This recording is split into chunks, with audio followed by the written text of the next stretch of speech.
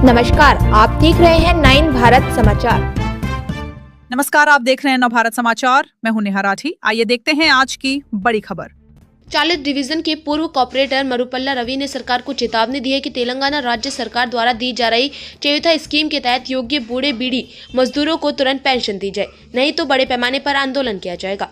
Warangal metropolitan corporation hectare के सामने BRS party के 40 डिवीजन के पूर्व कॉर्पोरेटर मरुपल्ला रवि के नेतृत्व में एक धरना दिया गया, जिसमें योग्य बूढ़े बीड़ी मजदूरों को पेंशन देने की मांग की गई।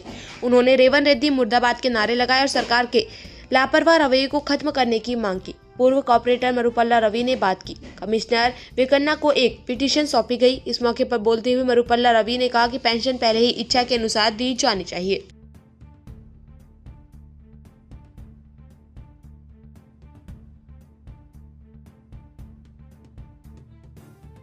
ఈ కార్మికులు ఎన్నో ఏళ్ల నుంచి బీడీ పరిశ్రమలో కొనసాగుతూ తమ ఆరోగ్యాన్ని కూడా సైతం లెక్క చేయకుండా శరీరాన్ని అనారోగ్యానికి గురైతున్నా కూడా అటువంటి వారికి బీడీల పెన్షన్ ఇవ్వాలని కూడా ఈ సందర్భంగా తెలియజేస్తున్నాం.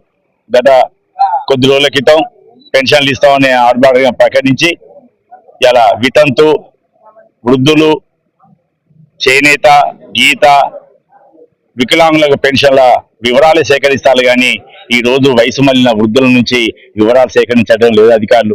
బీడీల పెన్షన్ కూడా వివరాలు సేకరించడం. బీడీల పెన్షన్ కూడా న్యాయంగా అడుగుతాను. ప్రావిడెంట్ ఫండ్ కలిగిన వారికే ఇవ్వంటాను కానీ కొత్త వాళ్ళకి ఇవ్వని చెప్తలేము.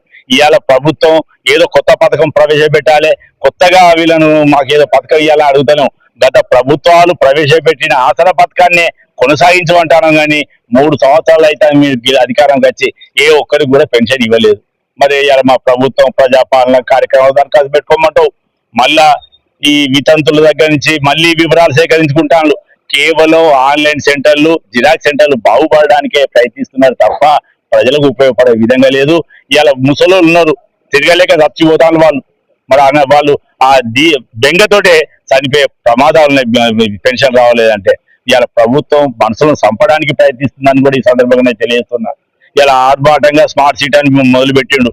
ఆగస్టు 15 నాడు మా ప్రజలలో ఆత్మగౌరవం పెరిగింది అన్నాడు. ఎక్కడ పెరిగింది?